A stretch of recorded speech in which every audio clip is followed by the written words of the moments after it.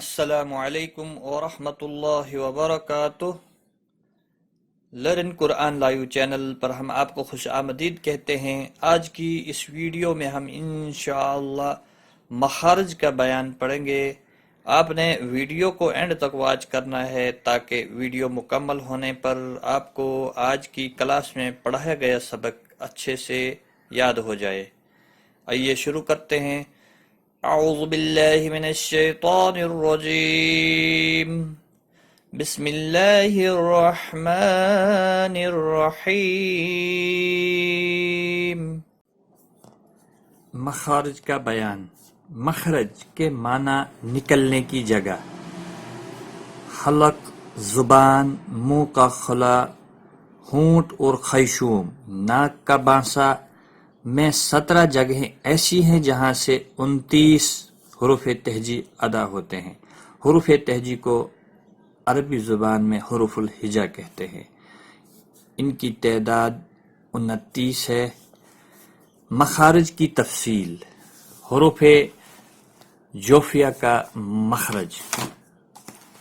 حروف جوفیہ کا مخرج: الف، واو، یا کا مخرج جب الف سے پہلے زبر ہو جیسے تعالی، عین اور الف جیسے ہے میں، واو ساکن سے پہلے پیش ہو جیسے واو ساکن سے پہلے نون کے اوپر پیش ہے نور میں، اور یا ساکن سے پہلے زیر جیسے کتابی با یا زیر بی میں، تو ان کا مخرج جوف دہن یعنی منہ کا خالی حصہ ہوگا۔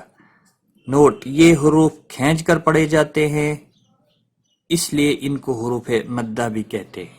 ان کی کھینچنے کی مقدار 1 الف کے برابر ہوتی ہے یا 1 سیکنڈ۔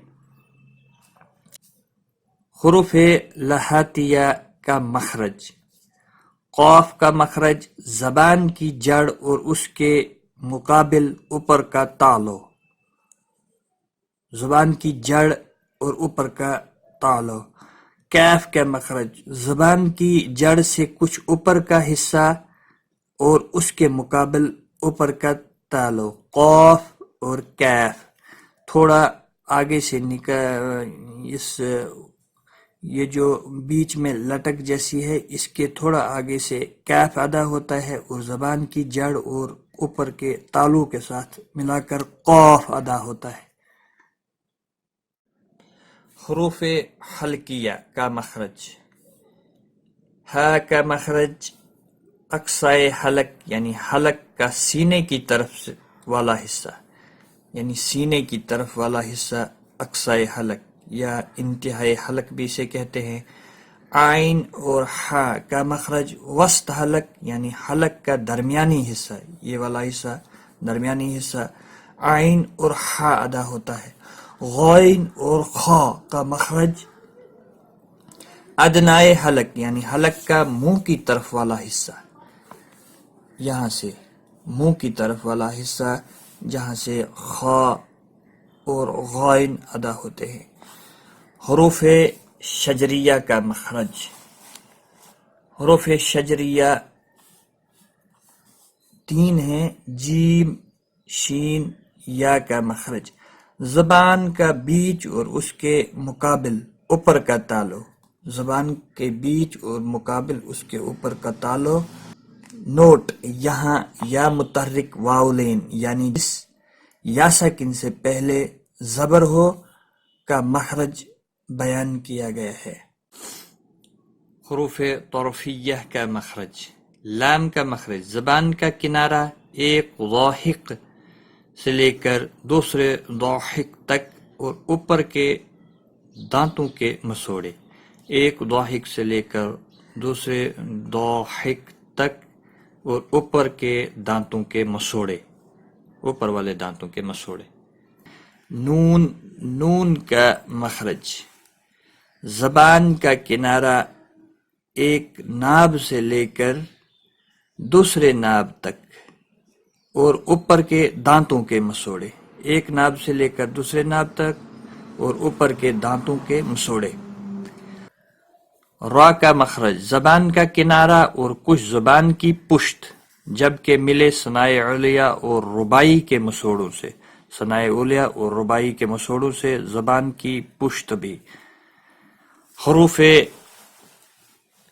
حافیہ کا مخرج، جسے ہم ضاد بھی پڑھتے ہیں، غاد کا مخرج زبان کی کروٹ اور اوپر کے دھاڑوں کی جڑ، اوپر کے دھاڑوں کی جڑ اور زبان کو کروٹ بنا کر، یعنی اس طرح سے کروٹ بنا کر ادا ہوتا ہے۔ غاد غاد۔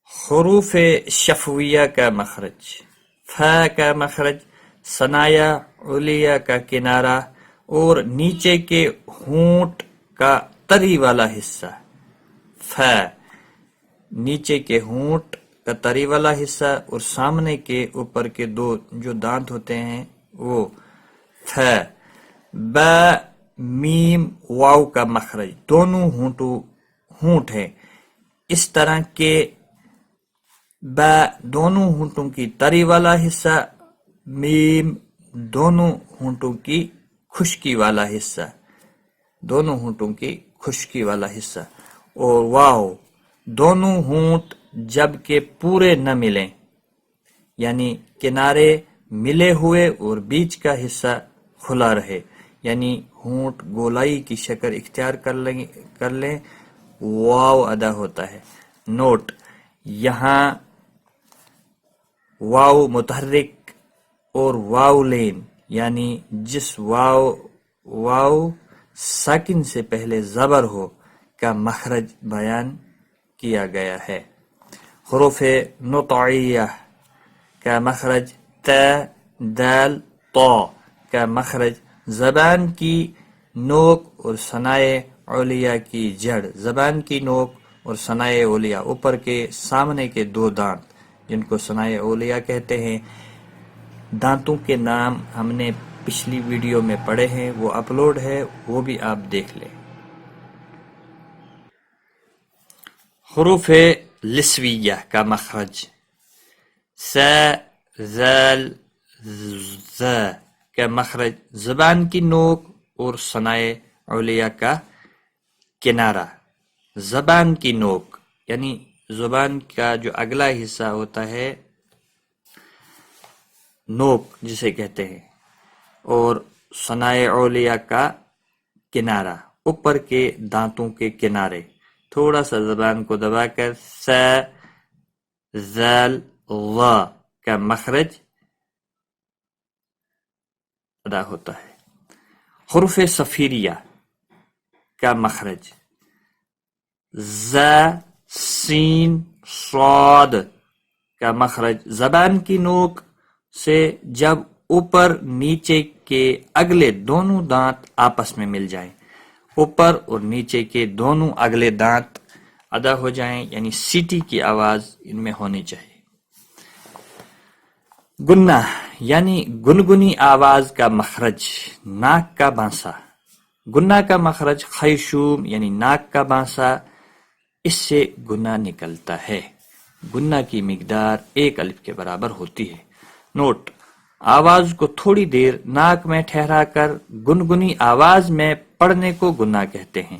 یہ نون، میم اور تنوین میں ہوتا ہے، جبکہ نون میم مشدد ہوں یا ان میں اخفاء یا ادغام ناقص ہو رہا ہو اس کو حروف گنہ کہتے ہیں۔ مخرج معلوم کرنے کا طریقہ: حرف کو ساکن کر دیں اور اس کے شروع میں زبر والا حمزہ لے آئیں، جہاں حرف کی آواز ختم ہوگی وہی اس حرف کا مخرج ہوگا، جیسے اب، اج، اد۔ آج کی اس ویڈیو میں بس اتنا ہی۔ اپنا خیال رکھیں، دعاؤں میں یاد رکھنا۔ ٹیک کیئر، خدا حافظ۔